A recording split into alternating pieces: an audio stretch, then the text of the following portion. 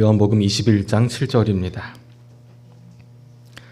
예수께서 사랑하시는 그 제자가 베드로에게 이르되 주님이시라 하니.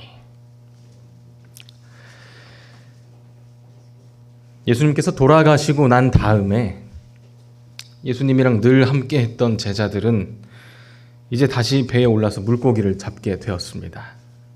밤새 아무것도 못 잡고 지쳐 있던 날이 있었습니다. 그때 어느 분의 목소리가 들렸습니다. 그리고 그 목소리를 따라서 베드로는 그물을 내렸습니다. 그리고 잠시 뒤 예수께서 사랑하시던 그 제자 요한은 목소리의 주인이 누구인지 알게 되었습니다. 그리고 베드로에게 이렇게 말한 것입니다. 주님이시라. 오늘 행복한 안식일, 하나님께서 저희를 위하여 준비하신 안식일입니다.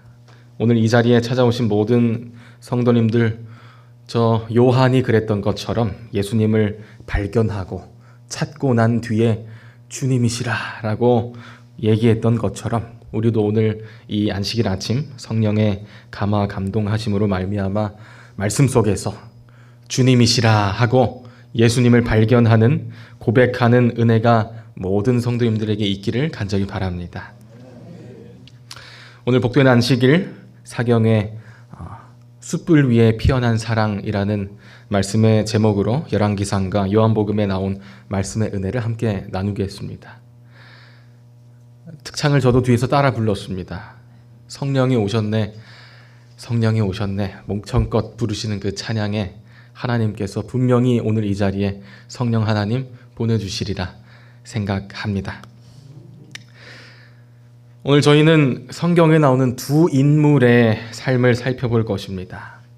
어떤 사람인지, 또 어떤 믿음을 가졌었는지, 또 그런 믿음 있는 사람마저도 낙담하고 좌절했을 때는 어떻게 되는지, 그리고 그런 낙담하고 좌절한 사람에게 하나님께서 어떻게 나타나시고 어떠한 사랑으로 보여주시고 살피시는지 그 은혜를 나눠보려고 합니다. 오늘 말씀이 끝나면은 우리는 이런 생각을 해야 됩니다. 내 주님은 이 오늘 말씀에 나온 사람들에게는 이렇게 하셨는데 내 주님은 나에게 오늘 어떻게 하고 계신가, 나에게 어떤 사랑을 보여주고 계신가를 확실히 아셔야 됩니다. 우리 마음에 성령 하나님 역사해 주시기를 간절히 기도합니다. 우리가 살펴볼 인물 중에 한 명은 구약의 선지자입니다. 하나님 편에 굳게 서 있던 선지자였습니다. 그래서 모두가 등을 돌리고 하나님과로 반대로 나아갈 때 혼자만이라도 하나님 편에 서서 맞섰던 선지자입니다. 우리 열왕기상 17장 1절의 말씀을 보겠습니다. 길르앗에 우거하는 자 중에 디셉 사람 엘리야가 아합에게 고하되, 이제 엘리야가 등장하는 것입니다. 디셉 사람이라고 하고 엘리야라는 사람이 나오는 것입니다. 오늘 구약 성경의 주인공은 엘리야입니다.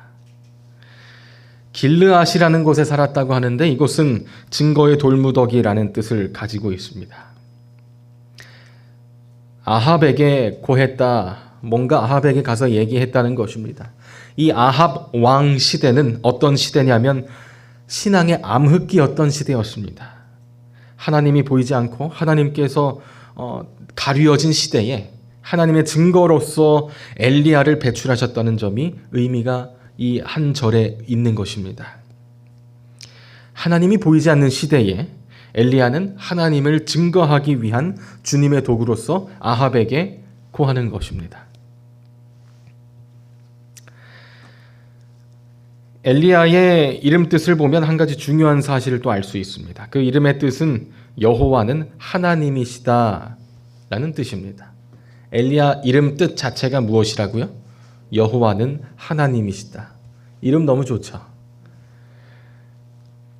근데 이 이름이 이 시대적 상황을 고려한다고 하면은 이런 이름을 가지고 있는 것 자체가 문제가 될 수 있었습니다.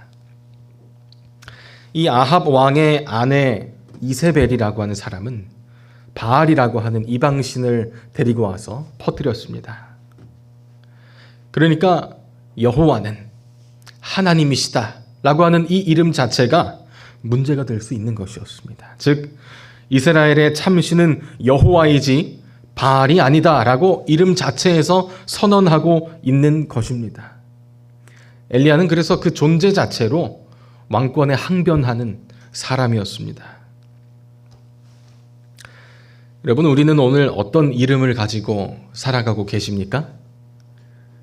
우리는 모두 다 이제 각기 다른 이름으로 살지만 우리를 대표할 수 있는 한 가지 이름이 있습니다. 그것이 무엇입니까? 집사님이요? 우리가 제7일 안식일 예수 재림 교인이라고 하는 것입니다. 이것이 우리가 공통적으로 가지고 있는 이름입니다. 근데 어떨 때 보면 이 이름을 가지고 살아간다는 것 자체가 이 시대의 흐름에 반대로 역류를 타는 것이 아닌가 생각이 될 때도 있는지 모르겠습니다. 이 이름을 가진 것 자체가 우리가 어떤 사람들인지에 대한 정체성을 나타내고 있기 때문에 그렇습니다. 또 한 가지 이 바알이라고 하는 신이 어떤 신인지 한번 자세히 말씀드릴 필요가 있습니다. 이방신이라고 하면은 그냥 우상, 이방 나라에서 섬기는 하나님이 아닌 거라고 생각하기에는 너무나 중요한 문제가 있습니다. 이런 거 보신 적 있으십니까? 바알신? 사실 이 바알신은 오늘날에도 있습니다. 무슨 내용인지 말씀드리겠습니다. 아주 당시에 바알 신앙을 하는 사람들은 난잡하고 아주 혐오스럽고 그런 종교였습니다. 이 바알신을 섬기는 예배에는 무엇을 하냐면 매춘을 하고 아주 난잡한 성행위도 하고 또 자녀를 희생해서 제물로 드리는 그런 일도 했습니다. 요즘 시대에 이런 예배를 드린 종교가 있다면 어떻게 될까요? 큰일 나겠죠. 근데 바알 신앙이 요즘에도 있다는 말이 무슨 말입니까? 어떤 의미에서 볼 때 바알 숭배의 특징을 이루는 강력한 요소들이 요즘 오늘날에도 변함없이 퍼져 있습니다. 이제는 더 이상 바알의 신전이나 숭상, 성상 같은 것이 없기 때문에 우리 시대와 아무런 관련이 없다고 생각할 수 있을 것입니다. 자, 그러나 이 의미를 보면은 생각이 달라질 수 있을 것입니다. 이 바알이라고 하는 말은 소유자, 주인을 의미합니다. 바알이라는 신의 이름의 뜻이 무엇이라고요? 소유자, 주인 이런 뜻입니다. 하나님께서는 우리에게 말씀하시기를 나 외에는 다른 주인을 섬기지 말라 그랬습니다. 그러나 그럼에도 불구하고 오늘날에도 많은 사람들이 하나님을 한 분만을 주인으로 섬기는 것이 아니라 다른 주인들을 많이 모시고 살고 있다는 것입니다. 여호와 하나님이 아니라 다른 주인, 다른 소유를 여러 개들을 마음에 두고 살아가고 있는 것입니다. 돈이 될 수도 있고 직업이 될 수도 있고 많은 사람들이 사실상 자신의 주인을 그런 것들로 정하고 살아가고 있는 것입니다. 그래서 사실상 바알이 이 세상에도 남아 있다고 하는 것입니다. 제가 이 바알 얘기를 왜 드렸냐면 제가 엘리야 얘기를 하면서 엘리야는 너무너무 옛날 사람 아닙니까? 근데 그 옛날 사람 이야기를 하면은 우리와 동질감이 안 느껴질 수 있기 때문에 근데 그 옛날 구약 시대에도 지금 시대와 다르지 않다라는 것을 말씀드리기 위해서 바알신 얘기를 드렸습니다. 옛날에 막 우상 숭배하고 이상한 예배를 드리고 하던 그 시대는 너무 옛날 성경책에만 나오는 이야기지 아니라는 것입니다. 엘리야가 겪었던 신앙의 고충들, 고민들, 넘어졌던 문제들은 지금 우리들도 겪고 있는 문제라는 것입니다. 2023년 이 세상에서 하나님의 자녀로서 살아간다는 것이 우리에게 어떤 의미인지 또 하나님 말고도 주인으로 삼을 수 있는 것들이 너무나도 많은 시대에 하나님은 여호와는 하나님이시다라는 그 이름을 가지고 살아가는 것이 오늘날 우리에게도 어떤 의미인지 생각해 보자는 것입니다. 그럼 엘리야는 어떤 믿음을 가졌을까요? 엘리야 하면 바로 떠오르는 이야기가 바로 갈멜산에서의 이야기입니다. 어쩌면 엘리야의 삶 중에서 가장 극적이고 드라마틱한 장면 하나 뽑으라면은 갈멜산 이야기가 나올 수 있을 것입니다.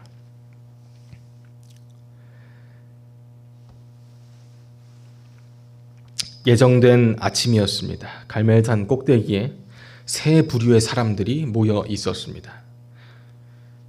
당당하고 화려한 행렬로 수많은 850명의 선지자들을 데리고 온 이세벨의 행렬이 있었고, 또 다른 무리는 배도한 이스라엘 백성들이 있었습니다.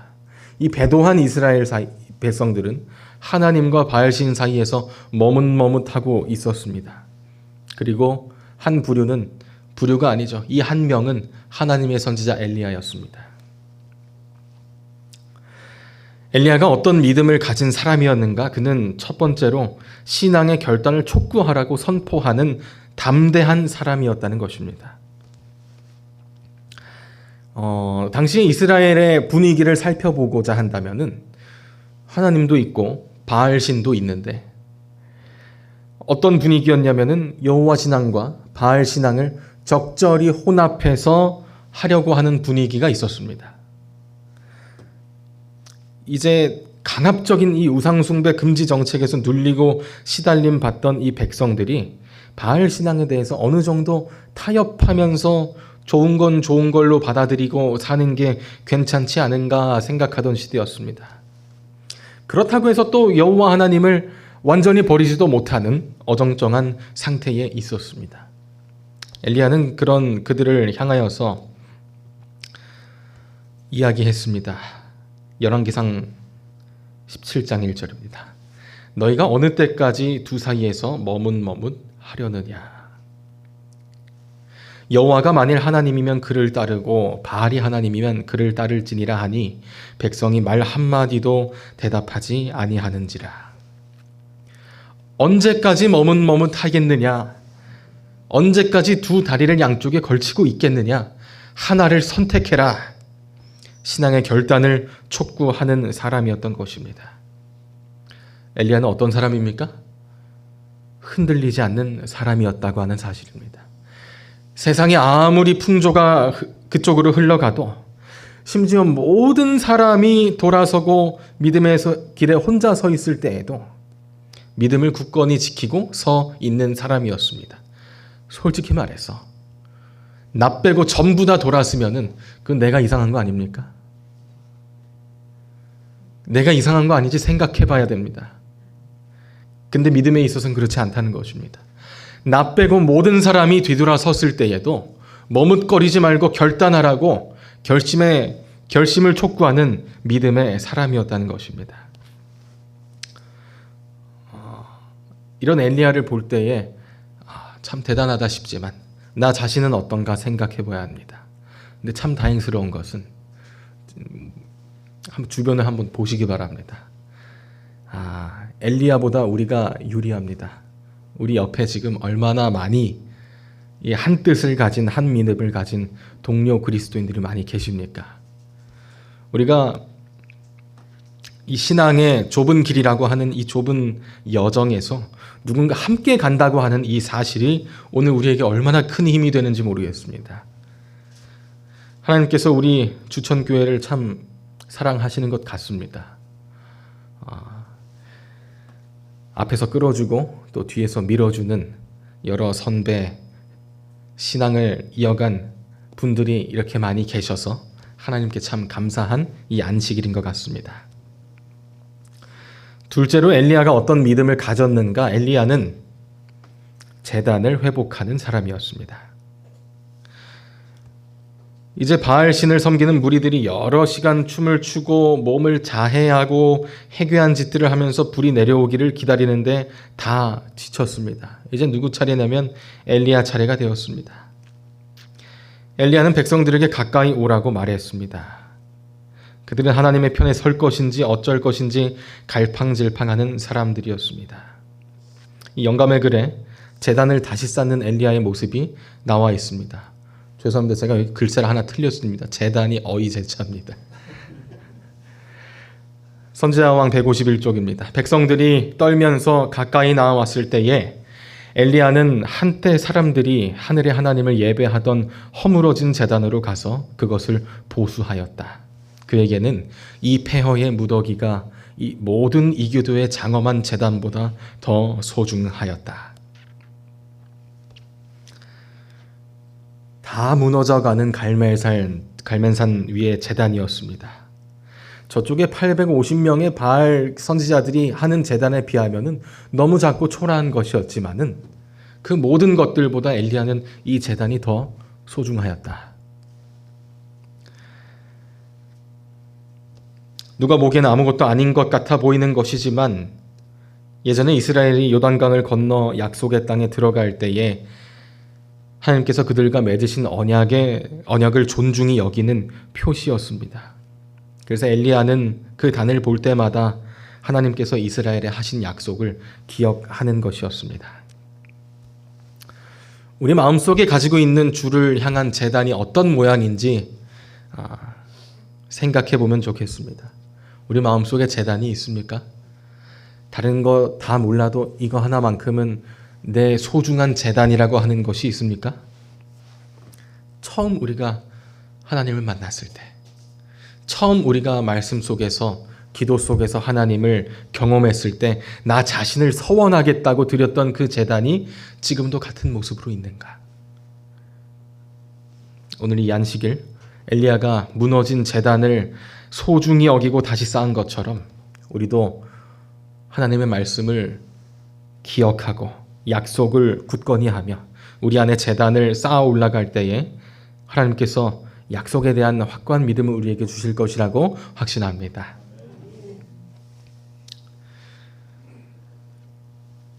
엘리야가 이처럼 신앙의 결단을 촉구하고 또 하나님께 드리는 제단을 다시 쌓아 올렸을 때 놀라운 일이 일어났습니다.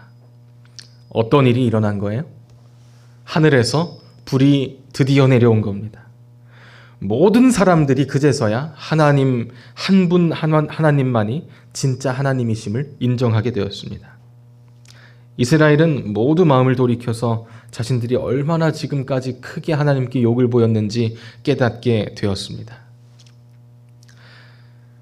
세상을 주목하던 눈을 하나님께로 주목시키고 또 무너졌던 우리 마음의 제단을 다시 쌓아 올렸을 때에 갈멜산 위에 이스라엘이 회개하고 눈을 다시 하나님께 돌렸던 것처럼 우리들에게도 오늘 그러한 일이 일어나기를 간절히 소망합니다.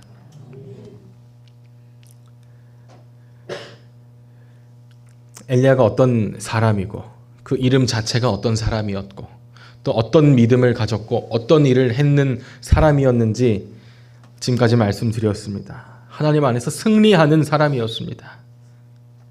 그 아름다운 신앙의 모범 참 본받을 만하다. 그 삶을 볼 때 참 느끼는 것이 많다라고 우리가 생각합니다. 근데 이 장면으로 엘리야가 끝나면은 좋겠지만 사실 중요한 이야기는 이제부터 시작됩니다. 그의 믿음은 한 분 하나님께 향했으며 흔들림이 없었습니다. 하나님만 바라보고 이겨 우상들을 무너뜨리는 그 행보에는 망설임이 없고 저 신앙은 단단해 보였습니다. 그러나 그런 엘리야도 넘어지는 순간이 오고야 만 것입니다. 낭망하게 되고 좌절하게 되는 순간이 온 것입니다. 갈멜산 사건이 있은 다음에 화가 머리끝까지 치밀어 올라서 격분한 사람이 있습니다. 아합 왕의 아내 이세벨이었습니다. 영감의 글에 이 상황에 대해서 자세히 설명합니다. 아합이 왕후에게 우상교의 선지자들을 죽인 일에 대하여 말할 때에 냉혹하고 회개할 줄 모르는 이세벨은 격분하였다. 그는 갈멜산에서 일어난 사건을 하나님의 지배하시는 섭리로 인정하기를 거절하고 여전히 반항하는 태도로 대담하게도 엘리야를 죽여야 한다고 선언하였다. 그토록 하나님의 인도하심을 많이 받아오고 하나님의 살아계심을 본인도 겪고 증거도 했던 엘리야이지만 그도 연약한 인간에 지나지 않았기 때문에 자기의 목숨이 위태로운 그 순간에 신앙도 잃고 용기도 잃어버릴 수밖에 없었습니다. 어쩌면 큰 사건이 있은 바로 뒤라서 그 반작용에 의해서 더 작아진 건지 모르겠습니다. 전능하신 하나님의 우렁찬 목소리를 들으면서 가장 혹독한 시련도 견딜 수 있었지만 지금 귓가에 들려오는 이 이세벨의 소리는 마치 사단의 속삭임과 같은 하나님을 의지하는 데 실패하게 만드는 속삭임이었고, 하나님의 우렁찬 목소리보다 사단의 속삭임에 넘어지는 연약한 인간의 모습을 보게 되는 것입니다. 그래서 뭐라 그러냐면 열왕기상 19장 4절입니다. 광야로 도망갔습니다. 광야로 돌아가 하룻길쯤 가서 한 로뎀나무 아래에 앉아서 자기가 죽기를 원하여 이르되 여호와여, 넉넉하오니 지금 내 생명을 취하옵소서. 나는 내 열조보다 낫지 못하니이다.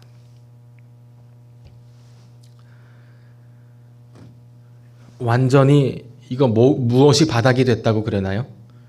자존감이 바닥이 된 겁니다. 이 엘리야의 믿음에 대한 결과로서 오랜 기간 가뭄이었던 곳에 비가 내리고 있었습니다. 그 비를 맞으면서 엘리야는 감사 기도를 드렸어야 합니다. 그러나 엘리야는 불과 몇 시간 전에 경험했던 그 엄청난 하나님의 인재의 경험은 다 잊어버리고 이제 이세벨의 위험만이 그를 붙잡아 흔드는 것입니다. 이 앞에 나온 불이 내려오는 엄청난 신앙의 승리의 장면과 이 나무 아래 쓰러져서 내가 죽는 게 낫겠습니다라고 이야기하는 것이 몇 시간 차이라는 것이죠. 한 로뎀나무 밑에 앉아서 하나님께 아까 드렸던 간구와는 전혀 다른 간구를 드리고 있는 것입니다. 우리 이런 경험 있으십니까? 신앙생활을 하다가, 교회생활을 하다가 지치고 질리고 두렵고 등등 사단이 주는 여러 가지 귓속말로 인해서 도망치고 싶고 안 하고 싶을 때가 우리 중에 누구든지 언제든지 찾아올 수 있습니다. 그 엘리야도, 그 이름 자체가 신앙 고백인 엘리야도 불과 몇 시간 전에 하늘에서 불이 내려온 것을 직접 보았지만 이렇게 도망가고 있는데 저희라고 별 수 있겠습니까? 생각해보면 하나님께서 저희에게 늘 기회를 주시는 것 같습니다. 하나님을 떠나갈 기회를 주시는 거예요. 늘 교회에만 붙어 있는 것도 축복이지만 하나님께서 저희에게 잠깐 떠나볼 기회도 허락하시는 것 같아요. 하나님으로부터 도망갈 기회, 사단의 유혹을 받아서 그 귓속말을 들어서 때로 우리가 의기소침해지고 또 주눅들고 우울해질 수도 있는데 사실 하나님을 믿는 저희들에게는 그것마저도 하나님께서 허락하셨다라고 믿을 수 있습니다. 자, 하나님께서 엘리야에게도 이 시험을 허락하신 것입니다. 하나님이 이렇게 되기를 원하시진 않았습니다. 그러나 허락하신 것입니다. 그 시련 때문에 혼자 내버려져 있을 때 하나님께서 진짜로 혼자 내버려 있도록 하셨을까요? 엘리야가 이제 죽는 게 낫겠다고 기도할 때에 하나님께서 그 기도를 들어주셨을까요? 그래, 죽는 게 낫다.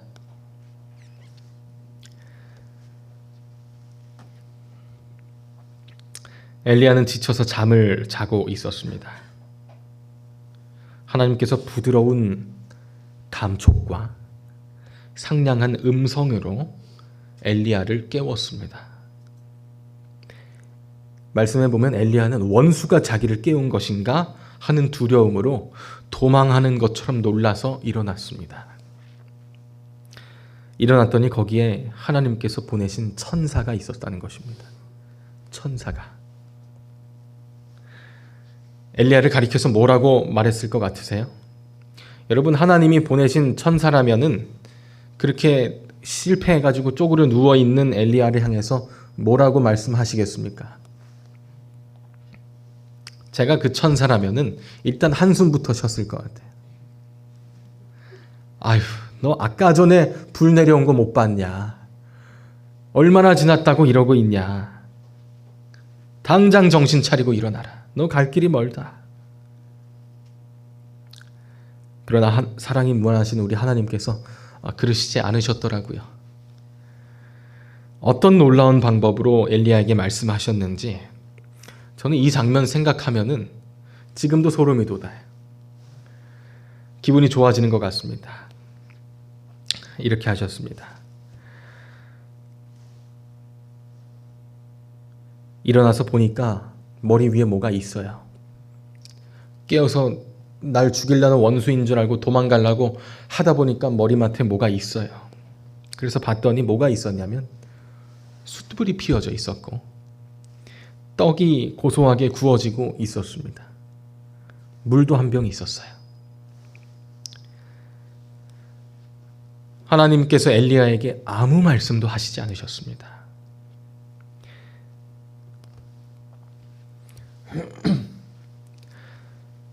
열왕기상 19장 5절로 7절입니다. 로뎀나무 아래에 누워 자더니 천사가 그를 어루만지며 그에게 이르되 일어나서 먹으라 하는지라. 본즉 머리맡에 숯불에 구운 떡과 한 병 물이 있더라. 이에 먹고 마시고 다시 누웠더니 여호와의 천사가 또다시 와서 어루만지며 이르되 일어나 먹으라. 내 갈 길을 다 가지 못할까 하노라 하는지라. 아멘. 이제 막 지치고 벌벌 떨고 있는 사람을 일으켜 세웠어요. 그랬더니 그 머리맡에 얼마 추웠겠습니까? 숯불이 피어져 있고 모락모락 떡이 구워지고 있고 떡만 먹으면 목 맥히니까 물도 있고 그리고 먹였어요. 먹으라. 혼내지 않았습니다. 그냥 먹어라. 그리고 이게 참 감동이에요. 그리고 다시 누워서 재웠어요. 먹고 자면 얼마나 좋습니까? 먹고 자면 안 됩니다. 근데 먹고 또 누워서 재웠습니다. 그리고 또 다시 와서 이르되 일어나서 더 먹어라. 더 먹어라.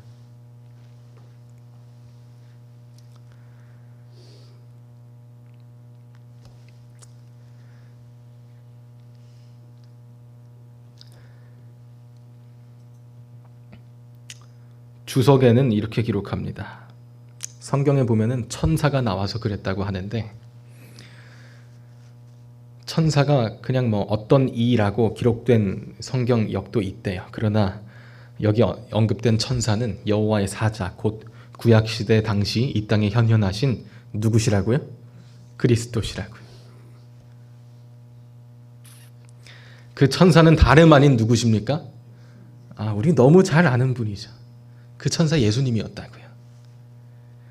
아들 하나님께서 이 땅에 아기 예수님으로 태어나시면서 신약시대의 시작을 알렸지만 예수님이라는 단어는 이제 신약시대 이후에 등장하지만 구약에서도 아들 하나님은 여전히 활동하고 계셨는데 이때 엘리야를 먹이신 분이 예수님이라는 겁니다. 예수 그리스도께서 지치고 죽어가는 엘리야를 사랑으로 먹여 살리신 것입니다. 우리 예수님은 이렇게 따뜻한 분이십니다. 저는 예수님 참 좋아하는데요. 우리 성도님들 그러시죠? 구약 성경에서 예수님 발견하는 거 얼마나 좋던지요. 여기도 계셨군요. 예수님 엘리야랑도 함께 하셨었군요. 지친 엘리야를 향해서 그래, 그건 잘했는데 이건 좀 못했다. 다음엔 이렇게 해라. 이것도 충분히 따뜻하지 않습니까? 그런데 그런 것도 일절하지 않으시고 그저 먹어라. 먹었어? 이것도 마셔라. 한숨 자. 일어났어? 또 먹어. 마치 꼭 누가 누구한테 하는 것 같습니까? 부모가 자식에게 하는 것과 같아요. 부모가 자식에게 하는 것과 같이 하나님께서 우리를 사랑하시는 것입니다. 그 사랑에 감사하는 오늘 안식일 되시길 바랍니다. 신약으로 넘어가 보겠습니다.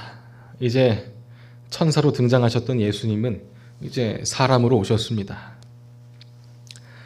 거기 베드로라는 사람이 나옵니다.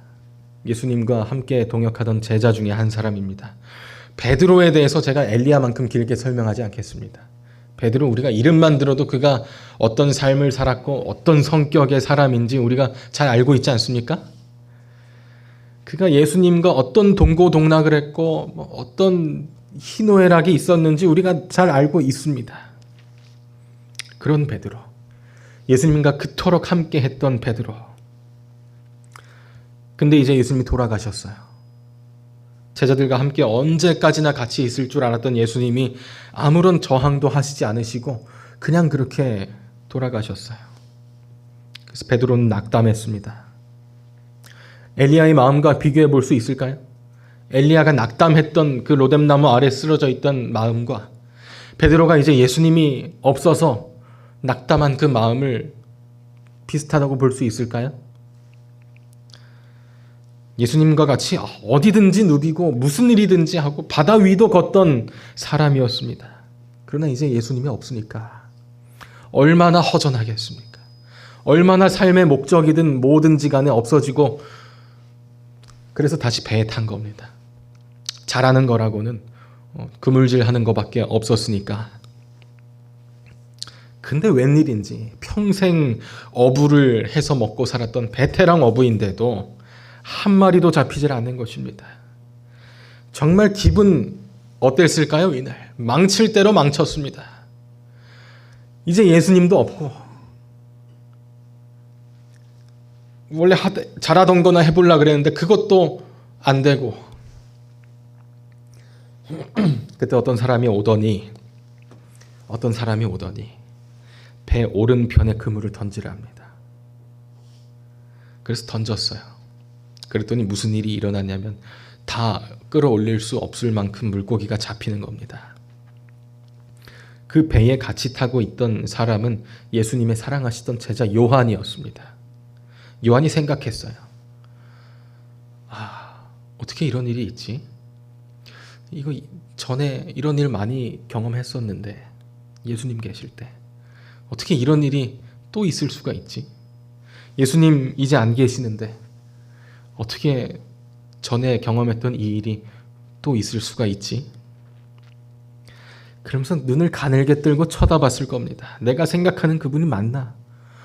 저분이 진짜 예수님이었으면 좋겠다 하면서 눈을 가만히 뜨고 자세히 봤습니다. 거기 누가 계셨습니까? 요한의 말입니다. 요한이 이렇게 말하는 것입니다. 요한복음 21장 7절. 예수의 사랑하시는 그 제자가 베드로에게 이르되 주시라 하니 시몬 베드로가 벗고 있다가 주라 하는 말을 듣고 겉옷을 두른 후에 바다로 뛰어내리더라. 여러분, 저 노란색으로 주시라라고 해놓은 저거는 제가 조금 강조해서 읽긴 했지만 어떤 마음으로 저거를 읽어야 할지 모르겠습니다. 무슨 기분이었을까요? 요한이 예수님 돌아가셨는데 이제 없는 줄 알았는데 주시라, 주님이시라. 근데 그 뒤에 베드로는 한술 더 뜹니다. 바다에서 뛰어내리면 어떡합니까? 육지 가서 내려야지.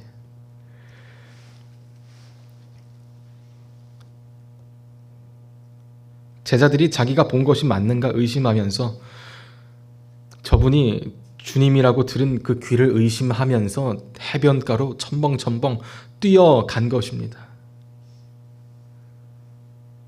예수님이었어요. 제자들의 마음이 어땠을까요? 성경에 나오진 않지만 엄청나게 많은 생각들과 복잡한 생각들이 스쳤을 것입니다. 돌아가시고 이때 처음 보는 거예요. 예수님께 뛰어가는 그때에 저 베드로 보십시오. 육지 가면 내려야지. 물에서 뛰어보셨습니까? 그거 얼마나 안 뛰어집니까? 그런데도 마음이 급해서 일단 몸이 달려가는 것입니다. 그러면서도 베드로는 무슨 생각을 했을까요? 너무나도 반갑기도 하고 궁금하기도 하고, 그런데도 또 한편으로는 날 보면 뭐라고 그러실까? 닭이 3번 울던 그때를 생각합니다. 그때 예수님이 베드로를 바라보던 그 눈빛이 저 물을 첨벙첨벙 뛰어가면서 생각이 났을 것입니다. 너무 반가워서 달려가기는 하는데 만나면 뭐라 그러지? 예수님이 혹시 뭐라고 그러실까? 너 그때 내가 그랬지. 닭 3번 울면은 한다고 내가 얘기했지. 너 잘 걸렸어. 왜 또 어부 일을 하고 있는 거야? 말씀을 전해야지. 혹시 그런 얘기를 하진 않으실까? 뛰어가는 마음은 반갑지만은 이런 마음들이 여러 개 있었을 것 같습니다. 그렇게 예수님께 가까이 갔을 때 점점 가까이 가고 그분이 예수님이란 확신이 들고 예수님 앞에까지 갔을 때에 그의 눈에 들어온 게 있었습니다. 말씀을 통해서 그 장면을 보겠습니다. 이제 헐떡거리는 숨으로 예수님 앞에 탁 어지러운 마음으로 약간은 두렵고 떨리고 어쩔 줄 모르는 마음으로 예수님께 갔습니다. 예수의 사랑하시는 그 제자가 베드로에게 이르되 주시라 하니 시몬 베드로가 벗고 있다가 주라 하는 말을 듣고 겉옷을 두른 후에 바다로 뛰어내리더라. 다른 제자들은 육지에서 산 거가 불과 한 50간쯤 되므로 작은 배를 타고 고기 든 그물을 끌고 와서 육지에 올라보니 여기부터 같이 읽겠습니다. 시작. 숯불이 있는데 그 위에 생선이 놓였고 떡도 있더라. 예수께서 가라사대 잡은 생선을 좀 가져오라 하신대.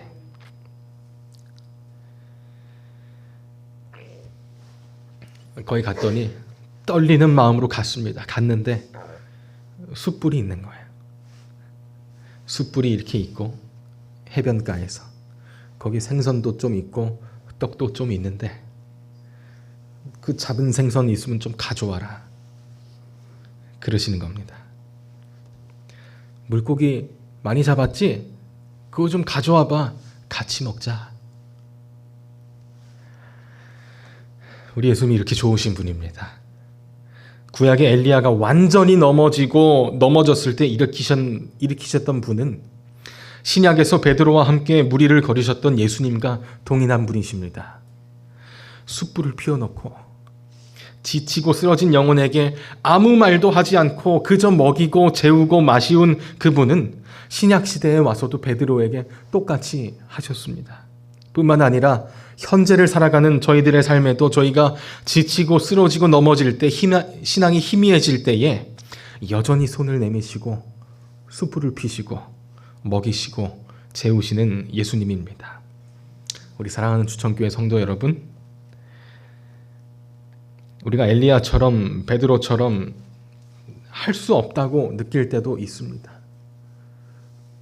또 그렇지만 할 수 없다고 느끼지만 또 내 자신이 할 수 있기를 바랄 때도 있습니다.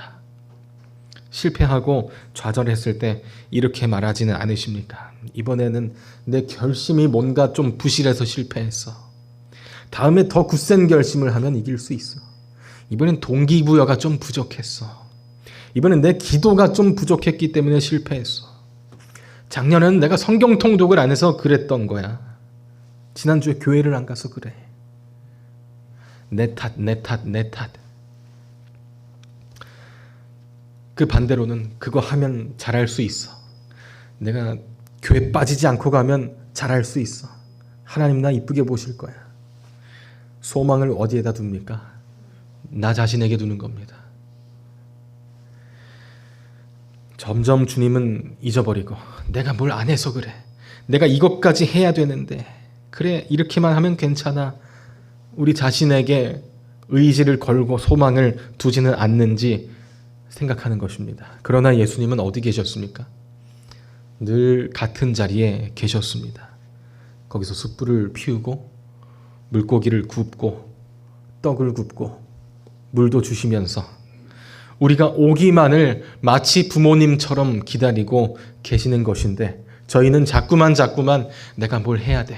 뭘 안 해서 그래.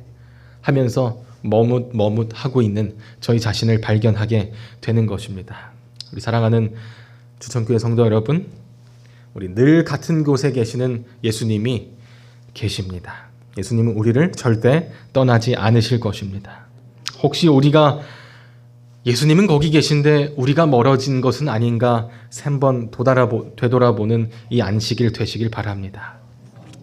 그곳에 항상 계셔서 숯불을 피우시고 우리를 사랑의 눈으로 바라보시는 예수님을 발견하게 되시는 저와 여러분 되시길 바라면서 말씀 마치겠습니다. 나는